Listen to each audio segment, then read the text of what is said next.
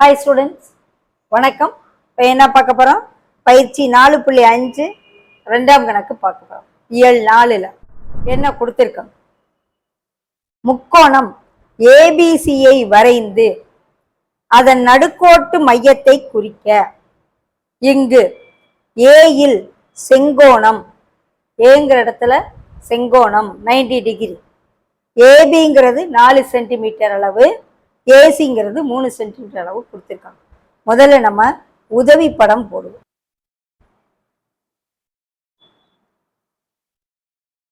கட்டாயம் உதவி படம் எல்லா ஜாமெட்ரிலையும் போட்டாகும். இதுக்கு 2 மார்க் கொடுப்பாங்க. ஏபிங்கிற ஒரு லைனை போட்டு 4 சென்டிமீட்டர் மார்க்.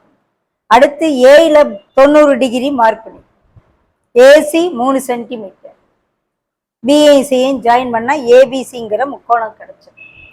ஏதாவது 2 பக்கங்களுக்கு நம்ம நடுக்கோடுகள் வரைஞ்சுக்கணும்.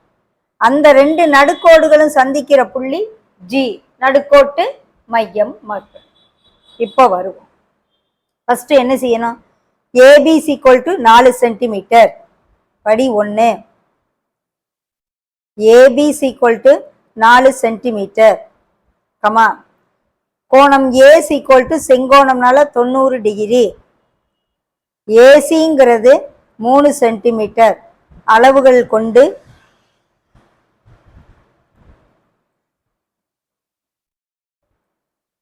முக்கோணம் ஏபிசியை வரைய வேண்டும்.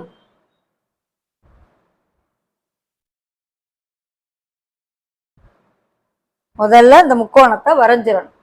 ஸ்கேல் இங்கே வச்சு ஏங்கிற பாயிண்ட்டை மார்க் பண்ணி, ஏயிலிருந்து பிங்கிற பாயிண்ட்டு 4 சென்டிமீட்டர் இருக்கிற மாதிரி ஸ்கேலை அளந்து 4 சென்டிமீட்டருக்கு ஏபிங்கிற ஒரு லைன் போட்டு, பாகை மணியை ஏயில வச்சு 90 டிகிரிக்கு மார்க் பண்ணி ஒரு கோடு போட்டுடணும். திரும்ப காம்பஸை ஏயில வச்சு ஏசி 4 சென்டிமீட்டர் இருக்க மாதிரி அந்த லைன் மேலே ஒரு ஆர்க் அடிக்கும். அந்த லைனும் அந்த ஆர்க்கும் சந்திக்கிற பாயிண்ட்டு தான் சி. அதை கொண்டு வந்து பியோட ஜாயின் பண்ணிட்டோம்னா ஏபிசிங்கிற முக்கோணம் கிடைச்சிடும். அடுத்து இந்த ஏபிக்கு நடுக்கோடு வரையணும். எப்படி? ஏல வச்சு பாதிக்கு மேலே ஒரு ஆர்க்கு மேலே கீழே அடிக்கணும். அதே போல் பியில் வச்சு பாதிக்கு மேலே மேலே கீழே ஒரு ஆர்க் அடிக்கணும். அதை அப்படியே டாட் டாட்டா போட்டு ஜாயின் பண்ணிடணும். அந்த லைனு ஏபியை சந்திக்கிற புள்ளி எம்னு மார்க் பண்ணியிருக்கேன். அதே போல் பிசிங்கிற லைனுக்கும் மையக்குத்து கோடு வரைஞ்சிருக்கேன்.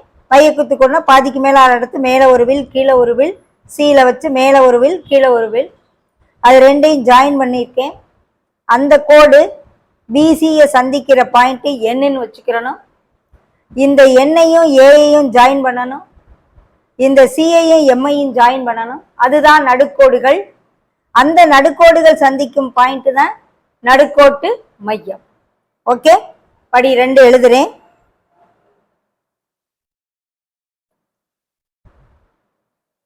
ஏபியின் மையக்குத்து கோடு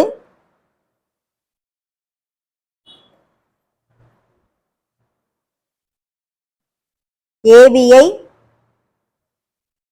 எம்மில் சந்திக்கும்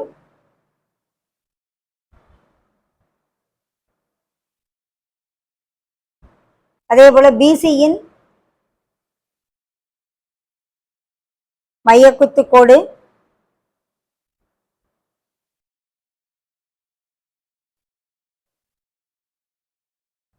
பிசியை எண்ணில் சந்திக்கும்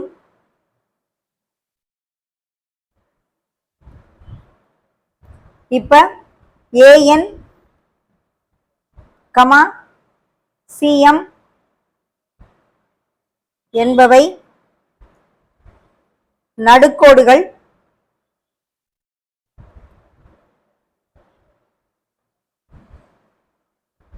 அவை சந்திக்கும் புள்ளி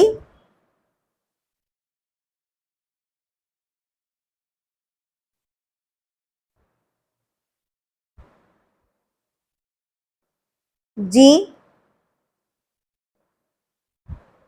அதுதான் என்னது? நடுக்கோட்டு மையம். ஓகேயா?